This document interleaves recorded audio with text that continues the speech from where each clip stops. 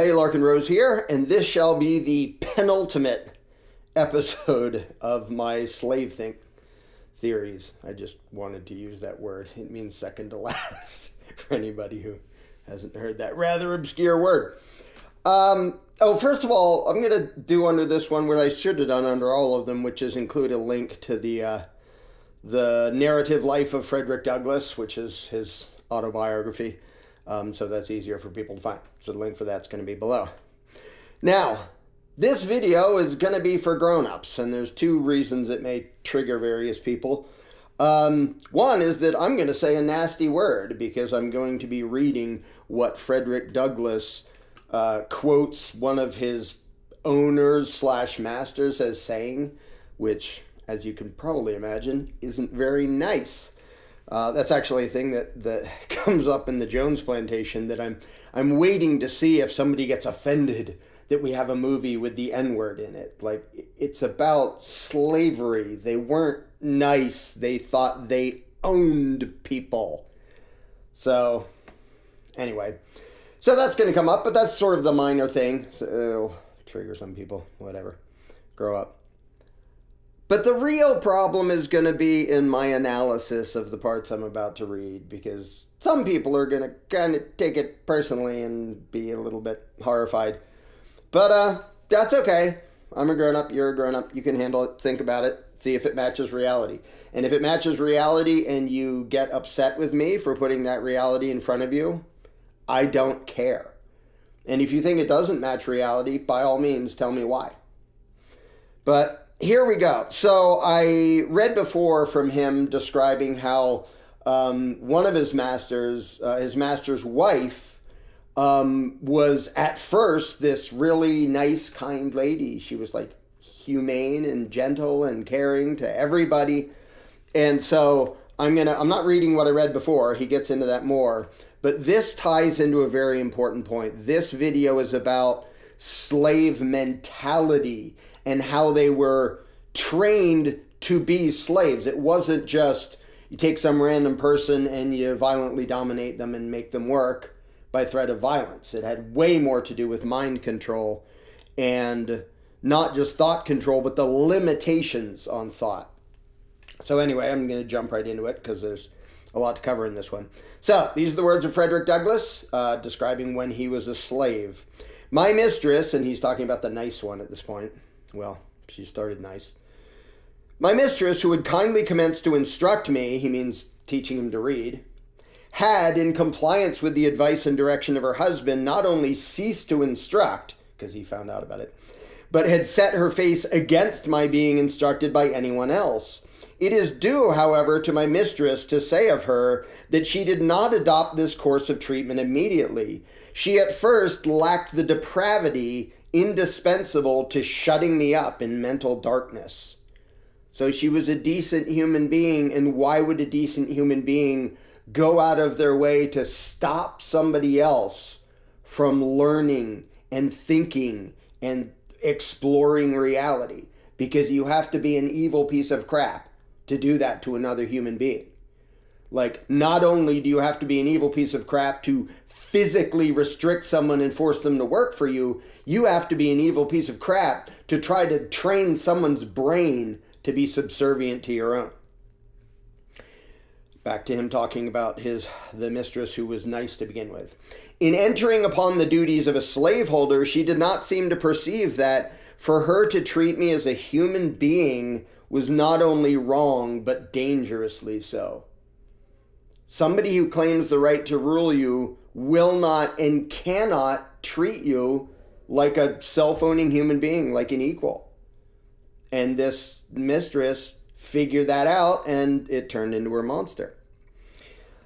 She now commenced to practice her husband's precepts, because he said, "You're not allowed to teach him." She finally became even more violent in her opposition than her husband himself. She was not satisfied with simply doing as well as he had commanded. She seemed anxious to do better at squelching his thought. Nothing seemed to make her more angry than to see me with a newspaper. She seemed to think that here lay the danger. She was an apt woman, and a little experience soon demonstrated to her satisfaction that education and slavery were incompatible with each other. That may be the most profound line in all the profound stuff he wrote. You cannot have an enlightened and informed mind and have it be subservient to somebody else. The two don't match. To allow someone to think and learn and read is going to eventually lead to them being free in their own mind, which is going to lead to them being free in their body. So, to use his own words, now this is Frederick Douglass quoting his master. Like I said, his master thinks he owns people, so this isn't going to be nice. To use his own words further, he said, if you give a nigger an inch, he will take an ell. An ell is an old unit of measurement that nobody uses anymore. It was like a little bit more than a yard. Again, so these are his master's words. A nigger should know nothing but to obey his master, to do as he is told to do. Learning would spoil the best nigger in the world. Now, said he, meaning Frederick's master, if you teach that nigger, and in this case he was talking about Frederick, how to read, there would be no keeping him. It would forever unfit him to be a slave. What a frickin' confession. You can't let them think. They won't act like property if we let them think. Sorry, that was my words. Now back to this asshole's words. Quote, he would at once become unmanageable and of no value to his master. As to himself, this is the most arrogant, obnoxious part. As to himself, says this master, it could do him no good but a great deal of harm. It would make him discontented and unhappy. So yeah, this is for the slave's sake. You can't let them think. That'll only bring her, evil piece of crap. So, you can see the mentality. It was nice enough for him to say it out loud, being the evil piece of crap that he was, thinking he could own other people, and openly understanding if you let them think and learn and read and ponder stuff, they will be unmanageable. Yeah, no kidding. Well, guess what? That is true in the general context too, not just in the context of slavery. I am now going to jump to a different thing. This is a quote from somebody else, having nothing to do, well, having a lot to do. Having nothing to do with Frederick Douglass's specific story. I'll put it that way. Check out these words. Quote, I'm going to tell you who said them afterwards. So this isn't Frederick Douglass, this is somebody else. Education should aim at destroying free will, so that after pupils are thus schooled, they will be incapable throughout the rest of their lives of thinking or acting otherwise than as their schoolmasters would have wished. Imagine somebody saying that out loud in public, promoting this. He wasn't saying you better watch out for this. This was somebody promoting it. Quote, here's a continuation of the quote. When the technique has been perfected, every government that has been in charge of education for more than one generation will be able to control its subjects securely without the need of armies or policemen. End quote. Could there be a more perfect expression of evil? The attempt to reduce other people to machines and property who can't think for themselves. He's openly describing we're going to indoctrinate them until they're just obedient subjects of the people who taught them and the governments. This was this guy, I'll say his name, Johann Gottlieb Fitch, I believe is the pronunciation, who advocated what was known as the Prussian model of education. Now, how closely does that match what Frederick's master just described? Pretty much identically. You can't have them thinking, you can't have them reading stuff and considering different ideas, because then they might have free will. They might think for themselves. They might do something other than what we, the masters, want them to do. Guess what? Two things I got to say about Johann Gottlieb Fitch, one of the main founders of the Prussian indoctrination system.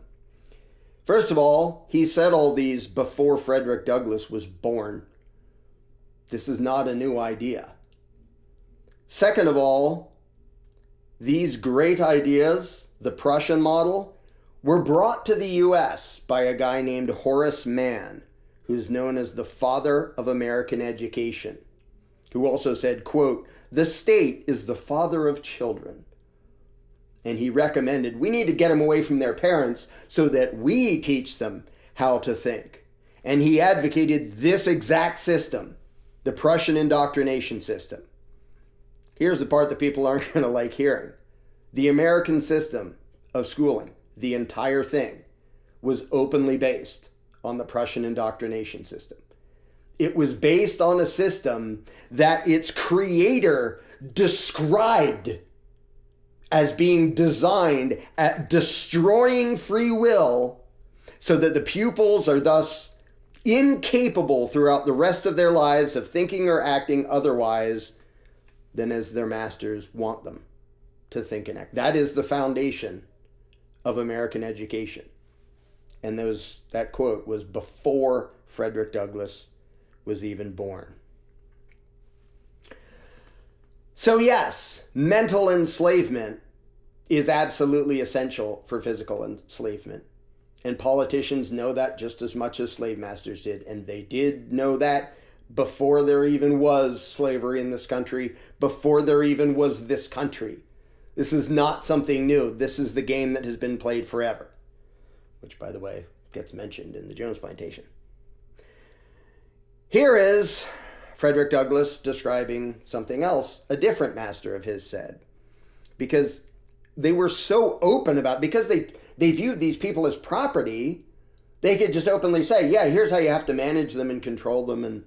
And because like they didn't have to like do it secretly like they do it now with the same mentality, they just said right out in the open. So he's talking about how this different master of his, quote, exhorted me to content myself and be obedient. He told me if I would be happy, I must lay out no plans for the future. He said if I behaved myself properly, he would take care of me. Indeed, he advised me to complete thoughtlessness of the future and taught me to depend solely upon him for happiness. He seemed to see fully the pressing necessity of setting aside my intellectual nature in order to contentment in slavery. We can't have you thinking of the future or being self-sufficient. No, you need us giving you all those things, providing you all these free things, because then you're trapped. Then you don't even know how to take care of yourself. Then you're scared of the idea of being free. Sound familiar? Because it isn't just slavery we're talking about anymore. Here's another thing that Frederick Douglass described. The days between Christmas and New Year's Day, I'm doing excerpts here, so this isn't the entire thing. We meaning him and his fellow slaves, regarded it as our own by the grace of our masters, and we therefore used or abused it nearly as we pleased. Yay, they're free, temporarily, kinda. By far the larger part engaged in such sports and merriment as playing ball, wrestling, running foot races, fiddling, dancing, and drinking whiskey. And this latter mode of spending the time, as in getting drunk, was by far the most agreeable to the feelings of our masters. Why would the masters want them getting drunk? Back to Frederick Douglass's words. From what I know of the effect of these holidays upon the slave, I believe them to be among the most effective means in the hands of the slaveholder in keeping down the spirit of insurrection. Were the slaveholders at once to abandon this practice, I have not the slightest doubt it would lead to an immediate insurrection among the slaves. All right, I'm going to take a slight detour. When I talk about the fact that these ideas and these means of mental control have been around forever, I'm now going to jump to a quote from somebody who died over 2,000 years ago, describing the same damn thing. Now, you may have heard the quote about bread and circuses, with the original thing being, I think there was like some poet who initiated it 2,000 some years ago, who said, as long as you entertain the people with bread and circuses, you can do whatever they want and they'll be too dumb to revolt. Here is Cicero. Yeah, that's Cicero from over 2,000 years ago. Quote, of course, this was translated. He didn't speak English, but here it is translated from Cicero over 2,000 years ago. Quote, the evil was not in bread and circuses per se, but in the willingness of the people to sell their rights as free men for full bellies and the excitement of the games, which would serve to distract them from the other human hungers which bread and circuses can never appease. Meaning the hunger for freedom. This is not new. This is not accidental. Are you saying it's a conspiracy? Not only is it a conspiracy, but they admitted it out loud. Go read up. You can go to Wikipedia or anywhere else. If you really want an in-depth version, read the works of John Taylor Gatto. The Prussian indoctrination system, this was the intent of it. They said so. The people making it publicly and openly said so. It's not, ooh, somebody heard them secretly saying this behind closed doors. They loudly proclaim this to the government. This is why we should have these indoctrination centers and what the goal should be, to break their will and make them just obedient puppets for us, specifically so that when we tell them to go over there and kill people they don't know, they'll do it. One of the main stated goals of the Prussian model of education, i.e. indoctrination, was to make people into mindless soldiers who would go kill or be killed for no good reason at the command of their political masters. That's what they said it was for. And another one is make good factory workers. They don't think too much. They don't have a free will, but they will be handy, subservient, basically one step above slaves, but they need to not be able to think. So we're going to create an entire system. And then Horace Mann brought it to the U.S. and admitted that's what it was. It wasn't hidden. It's not like, oh, there's secretly ties. You can look it up anywhere. This is a conspiracy that isn't secret. It's just most people never hear about it. Anyway, back to the words of Frederick Douglass talking about the holidays and the Christmas and New Year's where they're expected to have their games and get drunk. It gets even grosser. Here we go. Quote, these holidays serve as conductors or safety valves to carry off the rebellious spirit of enslaved humanity. The slaveholders like to have their slaves spend those days just in such a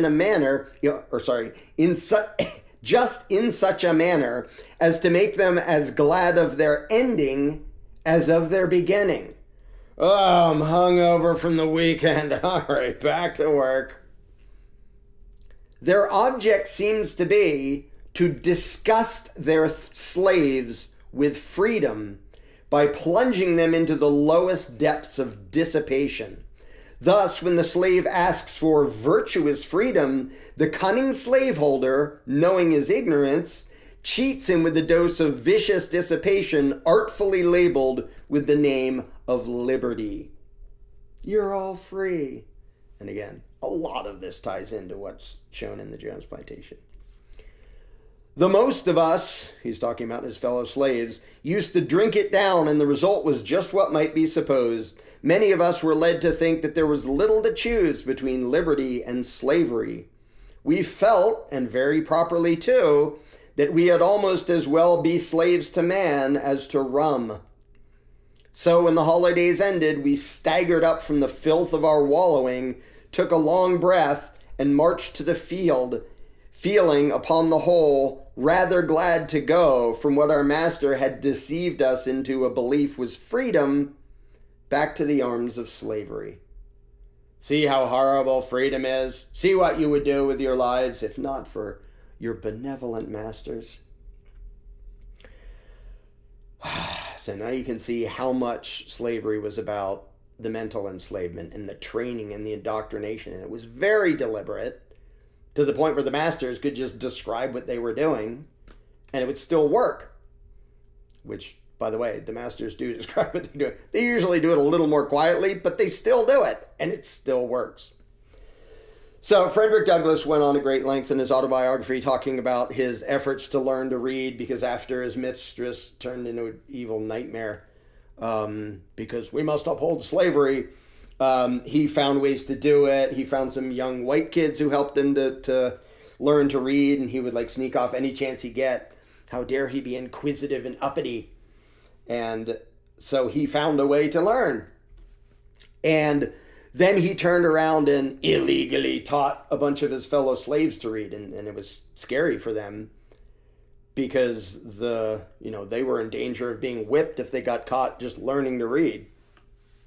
But here's what he said about the stuff he read along the way, because it included like abolitionist stuff. And this is, well, tell me what this sounds like to you. Tell me if this rings a bell.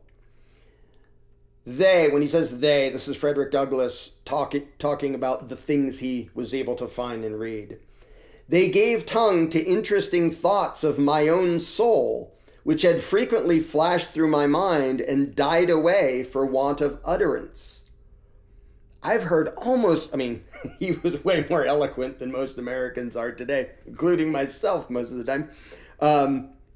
I've heard almost the exact same thing when people come across stuff describing voluntarism, and they're like, yeah, that. I never quite had the words for it, but in my soul I knew this was bogus.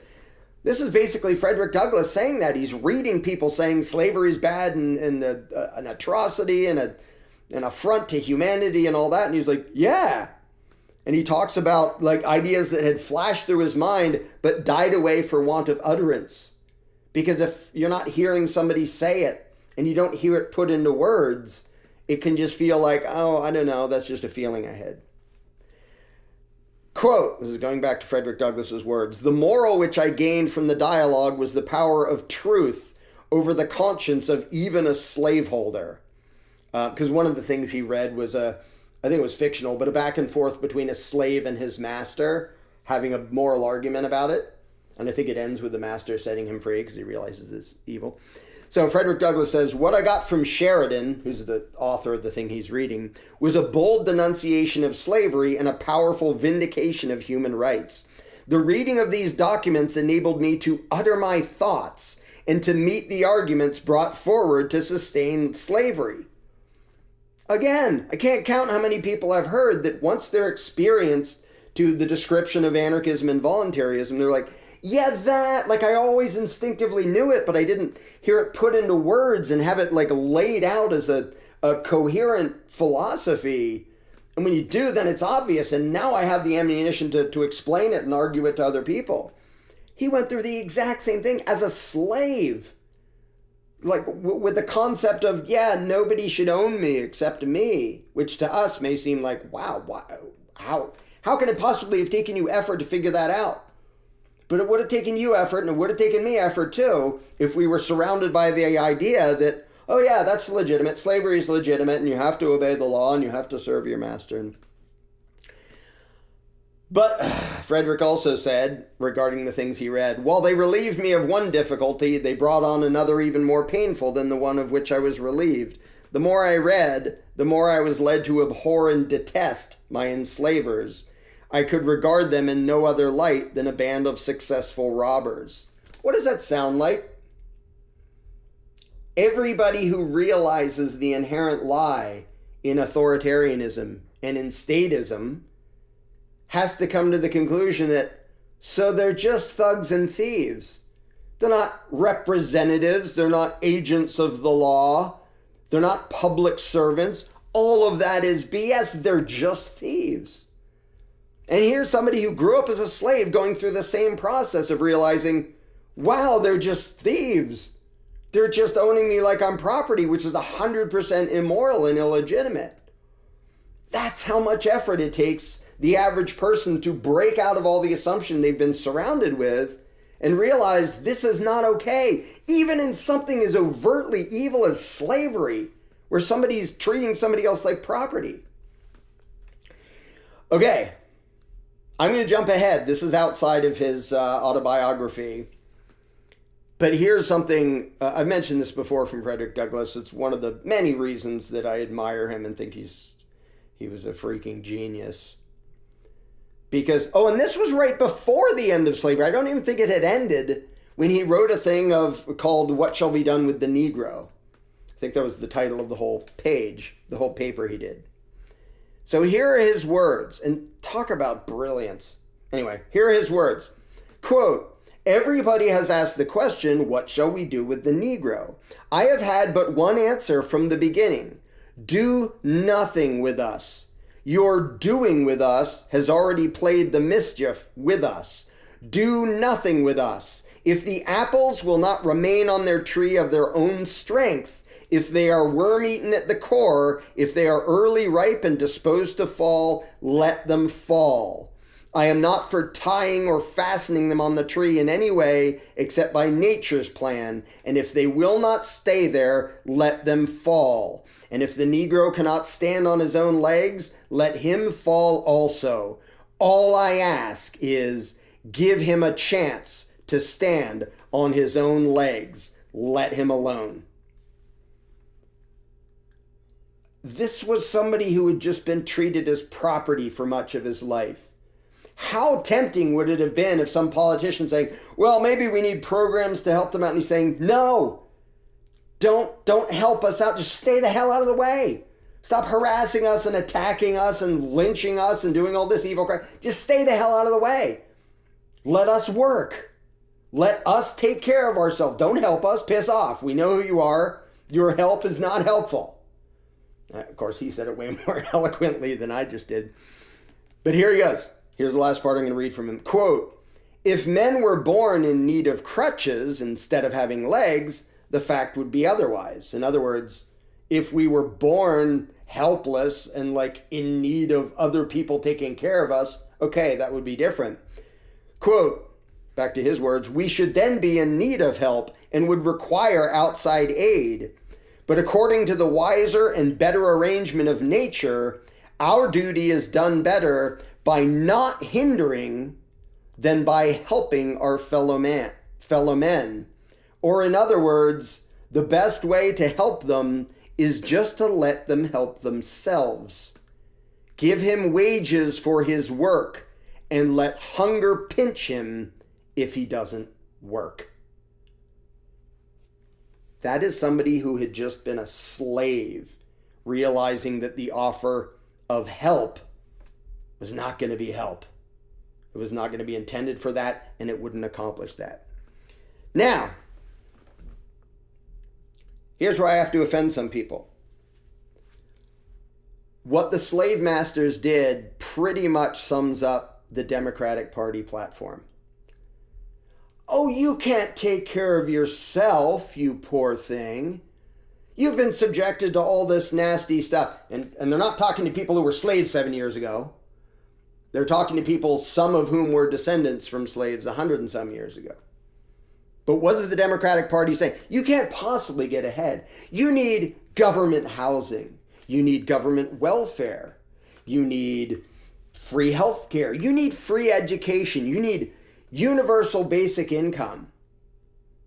Like the master said, don't look to the future. Don't plan for yourself. Just obey, do as you're told, and we'll take care of you.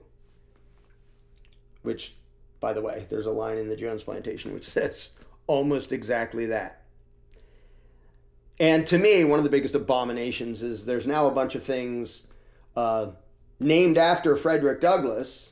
That's not the abomination. I'm all in favor of that. But they include schools that are still teaching the Prussian indoctrination system. You basically named a bunch of enslavement camps after a person whose brilliance and then physical bravery led him to escape slavery. And now you're teaching the same crap that his masters used to try to keep him subservient and manageable and productive for the master, instead of a free-thinking human being with free will that can guide his own course and take care of himself and choose his own life. And to me, that's just freaking despicable. It's just horrible. The battle for slavery is not nearly over. Chattel slavery ended. The mentality didn't. The evil psychos who want to live off of the production of other people, they didn't go away. They just had to update their means of control and enslavement. And by the way, that's exactly what the Jones Plantation is about. That's the entire plot. So Mr. Jones is doing things the old way, and Mr. Smith shows up. No, you have to be more sophisticated in how you trick and control and manipulate these people to serve you better while imagining themselves to be free. And I know that pointing that out is not going to make everybody happy, and I totally don't care, because the point of the propaganda, the point of the Prussian system, the point of the current political system, right and left, is to tell you you can't be free. It would be chaos if you were free. And you need them taking care of you. You need them taking care of your retirement. You need them taking care of your health. You need them taking care of your education. If you fall on hard times, you need them taking care of your housing and your income and everything under the sun. And if you'll just let them control everything, they promise to take care of you. And you don't have to worry about like going broke or finding a job. Just leave it up to them. Just do as you're told, know your place, and your masters will take care of you. Because if you start to think for yourself, you may become unmanageable. And then you may find yourself in the inconvenient position that Frederick Douglass found himself in, which was understanding what freedom really means and wanting it. And we can't have that now, can we? If we are the ruling class. So there will only be one more episode in my Slave Think series. For the stuff I just talked about, if you found any of it intriguing, it's like, whoa, I didn't know they said that stuff, and we're openly talking about that. I highly, and I don't care if you're white or black, the enslavement methods work the same. Like the Democratic Party pushes hard to try to keep the loyalty of subjects who happen to be black. They don't give a crap about racial anything. They don't give a crap about you or anybody around you. They're just trying to keep you subservient and loyal so that you keep giving them political power. And the Republicans do the same damn thing. They just have slightly different sales pitch and a slightly different target audience half the time. The game is still the same for both of them. It's to keep you scared and feeling helpless and to scare you into giving them power over you, whether it's scared of, oh no, what if I get poor or sick or I'm old and I can't take care of myself? Don't worry, we'll take care of you. And then for the Republicans, it's we're going to get invaded or scary criminals are going to yada yada, so put us into power. It's the same game with a slightly different slant on it. But if you want to understand way better a lot of the things I'm talking about, read about 20 or 30 books from Walter Williams or Thomas Sowell. Now, as it happens, like I don't give a crap what color somebody's skin is. Both of them are black economists. Walter Williams has passed on. I had the privilege of shaking his hand before he did many years ago because he was a huge inspiration to me. Thomas Sowell is still with us and has written about 8 billion books. Walter Williams' book, I think it's called The State Against Blacks, is a good one. If you still think that like the Democratic Party, or either party for that matter, gives a crap about you and is actually trying to help you out, I highly suggest reading from these two gentlemen, and they've written a massive amount of stuff each. I mean, Thomas Sowell has written more books than I could lift, and he is ridiculously well educated on history and politics and philosophy and everything else. But to really see the game that is being played and really understand it, because yes, not only is it a conspiracy, but they did it right out in the open and they said so. And the only other one I would add is John Taylor Gatto, who was New York City and New York State Teacher of the Year. And at his retirement, he gave a speech just bashing the entire education system of the U.S. and describing what it really is and what it really accomplishes. And he gets into great detail of the Prussian indoctrination system and what it was for and all that. So I realize this can be a rude awakening, and especially if people are like, I just want to go about my life and send my kids to school so they can learn to read and write and do this and, obey the law and pay the taxes or whatever it is that you want your life to be about. I completely sympathize with the mentality of I don't want to have to worry about this crap or know about this crap. Whether you're talking about slavery or the modern version of the same thought control. Trouble is, if you don't understand how the trick works, you're going to keep falling for it. And in doing so, regardless of your good intentions and how much you just want to be left alone and live your life, you're going to be empowering the worst people in the world. Just like the slaves were tricked into empowering the worst people in the world by way of mental control and physical control. And so I highly recommend that people read up on some of that stuff if this tickled your fancy in any way. And there will be one more episode in my Slave Think, which is a fun story about how Frederick Douglass finally, all the way mentally and physically, broke free of slavery. And like I've said a million times, to me, the amazingly impressive thing was his mental escape. I mean, the physical escape sounded like harrowing and terrifying and, an amazing accomplishment in and of itself. But the mental escape, to have a brain break free of chains that were wrapped around it from the day it was born, that's really damn impressive to me. And I can't for a moment assume that I would have been able to do the same in his situation. Here I am in my cushy, relatively easy life where we can talk about these things and, nobody whips me for going out and saying the government is bogus and evil. But they did cage me for a year. But literally, life in prison was way easier than life as a slave. So at least where I was, which is minimum security. So yeah, I hope you'll read up on that, and there will be one more in this episode. Also below, I will put the link for the Jones Plantation, because I think somebody who's just read the works of Frederick Douglass and then watches the Jones Plantation, you're going to recognize a lot in there that most people never think about when they think about slavery. Most people have a very superficial, incomplete view of slavery, that it was just, oh, go work or we'll whip you. That's not all it was. That's not even most of what it was. The mental breaking down and destruction of the human soul was way more important, and was actually, if you ask me, a way greater evil. And it's what's described in the Prussian system too.